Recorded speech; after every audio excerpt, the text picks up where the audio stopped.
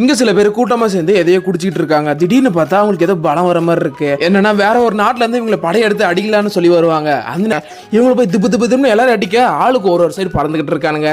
அப்புறமா நடுவில் வந்து அந்த நாட்டோட ராஜா மட்டும் வரான். வந்து கதவை கவுத்து வச்சுட்டு அது மேலே நின்றுட்டு இருக்கிறான். இதை பார்த்த உடனே சில படைவீரர்களால் முடியல, அப்படியே கிழயத்தை கவுத்த மாதிரியே பின்னாடி போறானுங்க.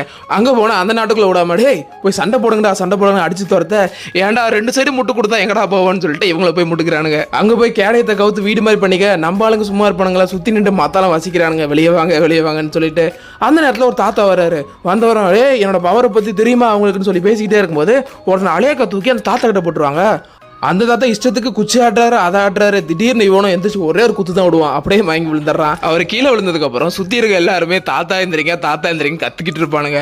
அது வரைக்கும் எந்திரிக்காத தாத்தா ஒரு பொண்ணு பக்கத்துல போய் பேபி உங்களுக்கு என்ன ஆச்சு அப்படி சொல்லுவா பாருங்க. உடனே எந்திரிச்சு உட்காந்துருவாரு. இதெல்லாம் இங்க நடக்கும்போது அந்த கோட்டையோட படைத்தளபதி அங்க இருக்கிறான். அவனை போட்டு அடிச்சு துவச்சு அப்படியே தூக்கி போட ராஜாவோட காலுக்கடையில் போய் விழுறான்.